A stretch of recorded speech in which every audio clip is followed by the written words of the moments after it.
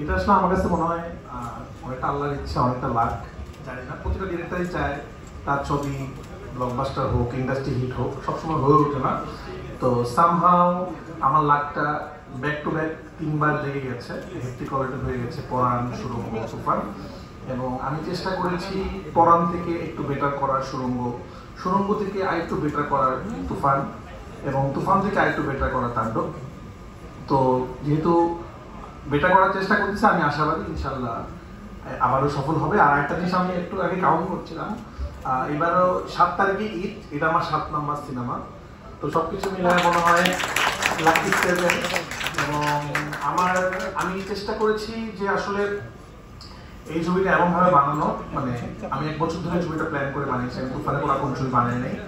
তো এই ছবিটা আসলে আমরা অনেক কিছু রিভিল করিনি আপনাদেরকে, আমরা কি বলতে চেয়েছি, কি গল্প, বাট এতটুকু বলবো যে এই ছবিটা বাংলাদেশি কমার্শিয়াল সিনেমাকে, কমার্শিয়াল গল্প বলার ধরনকে, কমার্শিয়াল স্টাইলকে একটু হলেও চেঞ্জ করবে।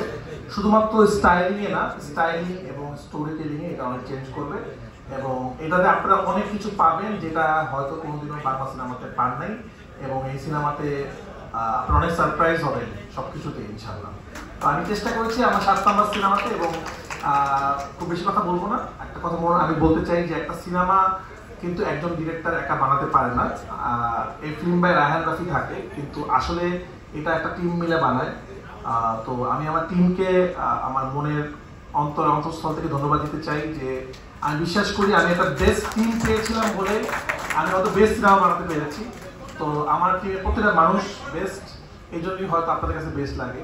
তো আপনারা সবসময় হয়তো শুধু ডিরেক্টরকে প্রশংসা করেন, নায়কটাকে প্রশংসা করেন। আমি আশা করব আপনারা যে কোনো সিনেমা রিলিজ হওয়ার পরে পিছনে মানুষগুলোকে নিয়ে আলোচনা করবেন, তাহলে তারা আরো বেশি বেশি ভালো ভালো কাজ করার উৎসাহ পাবে।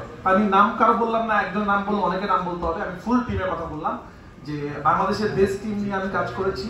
এবং আমি চেষ্টা করেছি যে যতটুকু পারা যায় বাংলাদেশে শুট করার জন্য, কারণ বাংলাদেশে যে ভালো ছবি বানানো যায় সেটা আমরা প্রমাণ করতে চাই।